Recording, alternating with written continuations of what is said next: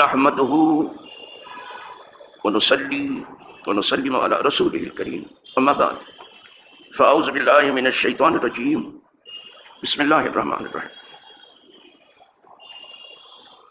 باب الدعاء في التشهد الفصل الاول عن عائشة رضي الله تعالى عنها قالت ان رسول الله صلى الله عليه وسلم يدعو في الصلاة يقول اللهم إني أعوذ بك من عذاب القبر وأعوذ بك من فتنة المسيح الدجال وأعوذ بك من فتنة المحيا وفتنة الممات اللهم إني أعوذ بك من المأسم والمغرم فقال له ما أكثر ما مستعيذ من المغرم فقال إن الرجل إذا غرم حدث فكذب ووعد فأخلف متفق علیہ۔ جب خادم مصلی بیٹھتا ہے تو پہلے التحیات پڑھتا ہے، پھر حضور پر درود و سلام بھیجتا ہے، اللہم صلی اللہم بارک پڑھتا ہے، اس کے بعد کوئی دعا جو اسے پسند ہے وہ پڑھتا ہے۔ تو دعائیں بہت آئی ہیں، بہت زیادہ آئی ہیں دعائیں۔ اس کے بعد جو دعا چاہتا ہے وہ مانگتا ہے، اور یہ نماز خود بتاتی ہے کہ پہلے اللہ کی تعریف کرو، پھر حضور پر درود بھیجو، پھر دعا کرو۔ یہ نماز خود بھی بتاتی ہے۔ اللہم بارک کے بعد ہی دعا کریں گے آپ، یہاں سے بھی لوگ نہیں سیکھتے۔ لیکن یہ کہیں نہیں کہا گیا کہ جو دعا بیٹھ کے نماز میں پڑھتے ہو وہ باہر میں پڑھنا، یہ صرف نماز کی ہے، ایسا کہیں نہیں آیا۔ تو یہی دعا جب ہم نماز میں پڑھتے ہیں ہم باہر بھی پڑھتے ہیں، کہاں سے لائیں گے اور دعا؟ اگر لائے بھی دعا تو اتنی جامعیت کہاں وہاں ہے؟ جو دعائے معصورہ میں ہے وہ جامعیت آپ کی دعا میں ہے کہاں؟ آپ عشاء کی نماز کے بعد سے بیٹھ کے اگر صبح کی نماز تک دعا ہی کرتے رہو تو صرف ایک دعا کا جواب نہیں ہو سکے کہ ربنا آتنا فی الدنیا حسنہ وفی الآخرۃ حسنہ وقنا عذاب النار، ایک کا نہیں جواب ہوگا۔ مانگنے والے نے کچھ چھوڑے نہیں سا مانگ لیا۔ آپ کو لگتا ہے کہ اس نے اپنی دعا میں دو چیز مانگی، صرف ایک ہی چیز مانگی ہے، ربنا آتنا فی الدنیا حسنہ میں صرف ایک چیز مانگی ہے، وہ ہے حسنہ۔ دنیا میں بھی حسنہ دے اور آخرت میں بھی حسنہ دے، تو صرف ایک حسنہ مانگتا ہے، نیکی، بس، اور کیا چاہیے؟ اور اگر یہ حسنہ آپ کی زندگی میں شریک ہو گئی تو آپ کی زندگی میں حسن پیدا کر دے گی، اور آپ کے لیے جگہ جگہ یہ حسنہ ڈھال بن جائے گی، جگہ جگہ ڈھال بنے گی آپ کے لیے۔ اور اگر یہی حسنہ آپ کے ساتھ لگ گئی، کمر میں لے کے چلے گئے تو نجات ہو جائے گی۔ حسنہ سے ہی جنت میں جائے گا نا سب کچھ۔ تو اسی لیے طواف میں خاص طور سے یہ ربنا آتنا فی الدنیا، جہاں 70,000 فرشتے آمین کر رہے ہیں، یہی پڑھا جاتا ہے ربنا آتنا فی الدنیا حسنہ وفی الآخرۃ حسنہ وقنا عذاب النار۔ تو دعائیں تو بہت سی ہیں، لیکن دعائیں معصورہ کا کوئی جواب نہیں۔ مجھے یاد نہیں ہے کہ میں 9ویں کلاس میں تھا یا 10ویں میں تھا، لیکن بہت چھوٹی سی عمر تھی میری، کیونکہ دینی تعلیم مجھے ماں کے دودھ سے ملی تھی اور باپ کے پیار سے ملی تھی۔ لہٰذا کہیں بھی کوئی تقریر ہوتی تھی تو میں سننے چلا جاتا تھا، کوئی ساتھی ملا تو ٹھیک، اور نہیں تو اکیلے چلا جاتا تھا، سنتا ہی تھا۔ تو ایک بار میں فیض آباد قصاب پاڑے میں جلسہ تھا جس میں بہت بڑے بڑے خطبہ و مقررین ہمیشہ آتے تھے۔ میری خوش نصیبی تھی، بچپنا ضرور تھا، لیکن اس جلسے میں اتفاق سے محدث اعظم کچھوچوی رحمۃ اللہ تعالی علیہ، کیا بتاؤں آپ کو صاحب، میں نے جلدی سے ایسا مقرر دیکھا نہیں۔ اور مدنی میاں اللہ انہیں زیادہ عمر دے، جو کبھی کہتے ہوئے نظر آتے کہ میں نے اپنے باپ سے پڑھ کے جلدی سے کوئی مقرر نہیں پائے تھے وہ۔ ایک اور مقرر کا تذکرہ ہے، بہت زبردست مقرر تھے، مفتی آگرہ کا۔ ان کو سننے کے بعد مدنی میاں کہتے تھے کہ میں نے دیکھا کہ اللہ کے کچھ اور بندے ہیں جو بہت اچھا بولتے ہیں، وہ بھی بہت عمدہ بولتے تھے مفتی آگرہ میں، لیکن میں ان کو نہیں سن پایا، حالانکہ وہ مبارک پور آئے لیکن اس زمانے میں مبارک پور میں نہیں تھا۔ تو جب محدث صاحب کی تقریر ہو گئی مجھے آج بھی ان کا وہ عنوان یاد ہے جس پر وہ بولے تھے، کونین پہ قبضہ ہے سرکار دو عالم. لاجواب بولے تھے، سبھی مقرر اچھا بولے تھے، لیکن ان کا تو کوئی جواب نہیں. جب دعا کا وقت آیا تو فیض آباد کی جو جامع مسجد ترشا ہے، سنیوں کے تمام فیصلے وہیں سے ہوتے ہیں. اس وقت مولانا عبد الغفور صاحب تھے وہاں، بہت قابل آدمی تھے، وہ بھی پڑھے. تو مفتی صاحب نے کہا مولانا آپ امام بھی ہیں یہاں، جامع مسجد کے امام بھی ہیں، اور پورے شہر کا فیصلہ یہیں سے ہوتا ہے، اب دعا بھی آپ ہی کر دیجیے نا. یہ اللہ والے دوسروں کو آگے بڑھاتے ہیں. وہ انہوں نے دعا شروع کی، لیکن وہی دعا جو یہاں اردو میں چلتی ہے وہ شروع کر دیا مولانا عبد الغفور. یہاں زیادہ تر دعا میں بھی یہ تقریر کر دیتے ہیں پوری، جو کچھ رہ گیا تھا وہ دعا میں پورا کر دیتے، تو اردو میں شروع کر دیا. محدث صاحب دعا کے درمیان بول اٹھے، مولانا دعائے معصورہ پڑھیے. وہ آج تک مجھے یاد ہے، عمر چھوٹی تھی لیکن میں نے کہا بالکل بر وقت صحیح کہا. دعائے معصورہ کا مطلب وہ دعائیں جو کتاب و سنت میں ہیں وہ لائیے، اس کا جواب نہیں. اسی لیے مجھے دیکھیں کہ میں وہی کرتا ہوں، یا قرآن کی دعا ہوگی یا حدیث کی ہوگی. اور کسی بھی مقرر کو سن لیجیے سب اردو میں دعا کرتے ہیں، جو نمازی نہیں نمازی بنا دے، جو غازی نہیں ان کو غازی بنا دے. سمجھ باری کل سے ہم کو سبق دوش کر دے، سب مریضوں کو اچھا کر دے، سب آمین کہتے کہتے تھک جاتے بیچارے. چند چیزیں آ جاتی ہیں، بقیہ سب رہ جاتا ہے. یہ انسانی دعا ہے، کیا کرے گا انسان. بیکل بلرام پوری کی بات یاد آتی ہے، آستانہ نبوت پر تھے تو وہاں ایک شعر ان کے زبان پر آ گیا، سلیقہ مانگنے کا ہم غریبوں کو کہاں آقا، بس اتنا مانگتا ہوں بھیک میں اپنی خوشی دے دو. بہت اچھا شعر کہہ گئے. تو ہم کیا مانگ سکیں گے؟ تو اللہ سے ہی کہتے ہیں مولا ہم کیا مانگے تجھ سے، وہ پھر جو بتائے گا اس کا جواب. حضور سے پوچھے حضور کیا مانگے، جو بتائیں گے لاجواب ہوگا. جب سے میں نے اس کو بنا لیا الگ تھلگ معاملہ بالکل، وہی دعائے معصورہ ہی پڑھتا ہوں. تو دعائے معصورہ تو بہت ہے، لیکن کسی دعا میں ہم نے یہ نہیں پڑھا جو غیر مقلد کہنا چاہتے ہیں کہ باہر دعا ہی نہیں. ارے پھر کیا ہے، باہر لفظ ہے کیا؟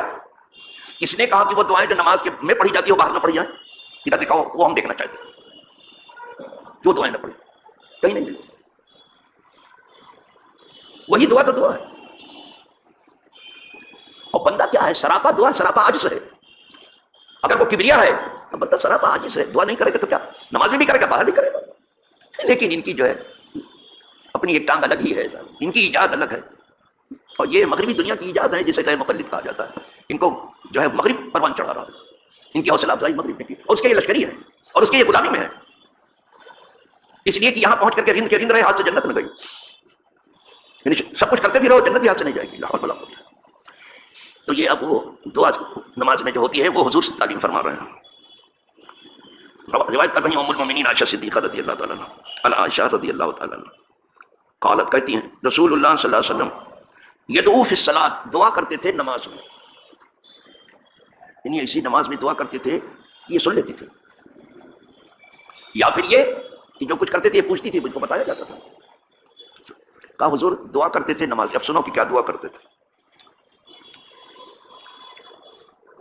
یقول کہتے تھے اللہم انی اعوذ بک من عذاب القبر، اے اللہ میں تیری پناہ چاہتا ہوں قبر کے عذاب سے. یہ بہت بڑی چیز ہے. آج ہم یہاں بیٹھے ہیں نا، زمین کے نیچے ہوں گے، زمین کے اوپر زیادہ سے زیادہ 100-120 سال آپ رہ گئے، اگر رہ گئے تو نہیں تو 50-60 میں سب ختم. لیکن زمین کے نیچے کب تک رہنا ہے اللہ کو معلوم، اللہ کو معلوم. سب سے پہلے قبر کے عذاب سے. اب آدمی کو قبر کے عذاب کا بھی ڈر نہیں رہا. اب تو ایک دو قبر پر دو آدمی بیٹھتے ہیں، بیٹھ کے قصہ کہانی کہتے ہیں، کوئی ڈر ہی نہیں رہا. لا حول ولا قوت الا باللہ. میں تیری پناہ چاہتا ہوں قبر کے عذاب سے. سب سے پہلے یہ آیا تھا وَأَعُوذُ بِكَ مِن فِتْنَةِ الْمَسِيحِ الدَّجَّالِ، اور تیری پناہ چاہتا ہوں مسیح دجال سے. اس کو مسیح اس لیے کہتے ہیں کہ یہ سیر و سیاحت کرتا پھرے گا، دجال چاروں طرف پھرے گا، ہر طرف جائے گا، ہر طرف جائے گا، مدینے میں نہیں گھس سکے گا.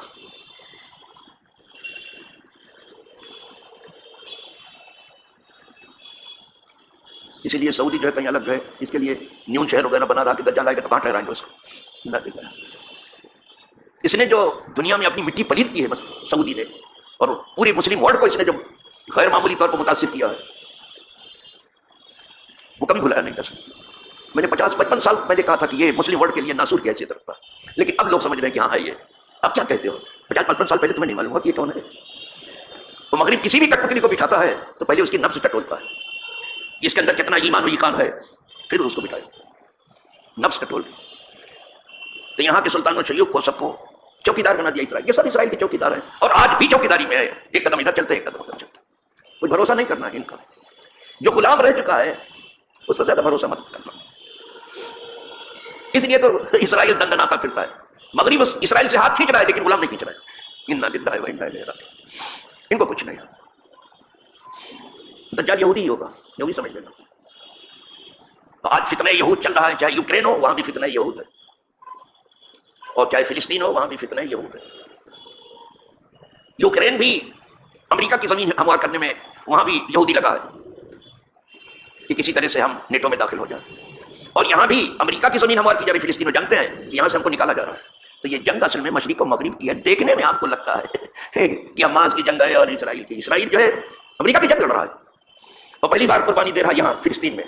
بری طرح سے قربانی ہو رہی ہے یہودیوں. کبھی اتنی قربانی ان کی نہیں ہوئی. انہوں نے ہوا بندی اتنی کر کے رکھی تھی کہ ہم اس ریجن کے سپر پاور ہیں اور کسی کی طاقت نہیں ہے کہ ہمارے اوپر حملہ کرے. ان کی کھٹیا کھڑی کر دی ہے. لیکن گوڈی میڈیا کا ستیہ ناش ہو اور سوشل میڈیا کا بھی ستیہ ناش ہو. سچ بولنے سے جو ہے بہت زیادہ انحراف ہے. کہیں کہیں سچ نکل جاتا ہے تو دنیا ان کو سچ بولنے کی سزا دینے لگتی ہے. کبھی کبھی گودی میڈیا بھی سچ بول جاتا ہے اور سوشل میڈیا تو اس کو سچ بولنے کی سزا دی ہے. یہاں جھوٹ بولنے پہ حلوہ مانڈا کھلایا جاتا ہے, سچ بولنے پہ سزا دی جاتی ہے. اس دنیا میں تم سچ بولتے ہو اور یہی سچ اسلام میں سب کی اصل ہے. ابھی آگے آ رہا ہے, ہر چیز کی اصل سچ ہے, سچائی. تو مسیح دجال سے بھی حضور بنا. دجل کس کو کہتے ہیں؟ کوئی پوچھ لے کہ یہ دجال دجل سے بندہ چروانے کیا ہوتا ہے؟ فریب. دجل کے معنی فریب, دجال کے معنی بڑا فریبی اور 420 بہت فریبی ہوگا, بہت چھوٹا ہوگا, بہت چھوٹا ہوگا. تو اس سے بھی حضور پناہ مانگتے تھے.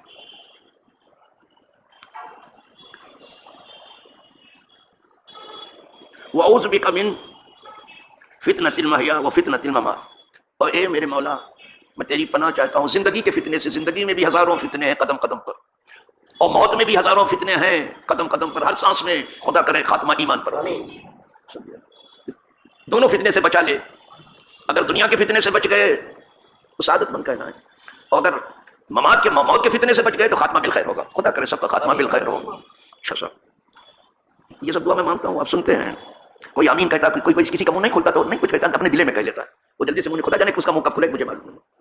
اس کو کون سی گھٹی پلائی جائے گی تو منہ اس کا کھلے گا, مجھے معلوم نہیں. تو یہ دعا کرتے تھے حضور, من فتنة المحیا ومن فتنة الممات. اللہم انی اعوذ بک من المعصم والمغرم. یہ دعا بھی میں مانگتا ہوں. اے اللہ میں تمام گناہوں سے تیری پناہ چاہتا ہوں. دیکھ رہے ہو یہ حضور کی دعا ہے. جتنے گناہ ہیں سب سے تیری پناہ چاہتا ہوں. اے اللہ میں قرض سے پناہ چاہتا ہوں. دیکھو مغرم قرض, غریم مقروض کو کہتے ہیں. جتنے گناہ ہیں سب سے تیری پناہ تو بچا لے, اور قرض سے مجھے بچا لے. قرض بہت بڑا مرض ہے, بہت بڑا مرض ہے. اللہ بچا لے سب, بہت بڑی مصیبت ہے. یہ شہید سے بھی نہیں معاف ہوتا, بہت خطرناک ہے قرض. اب لوگوں نے قرض کو جو ہے مالوا بنا لیا, بہت خوشی ظاہر کرتے ہیں قرض پر, قرض لینے پر. اور شاید کچھ ان کی مجبوریاں بھی ہیں کہ کیا کرے, مجبور آدمی قرض لے گا ہی کیا کرے گا. قرض سے بھی پناہ مانگتے تھے حضور. تو آپ سے عرض کیا گیا, آپ سے عرض کیا, حضور سے کہا گیا, صحابہ نے کہا, کیا کہا حضور یہ کیا وجہ ہے کہ آپ قرض کے بارے میں زیادہ دعا کرتے ہیں؟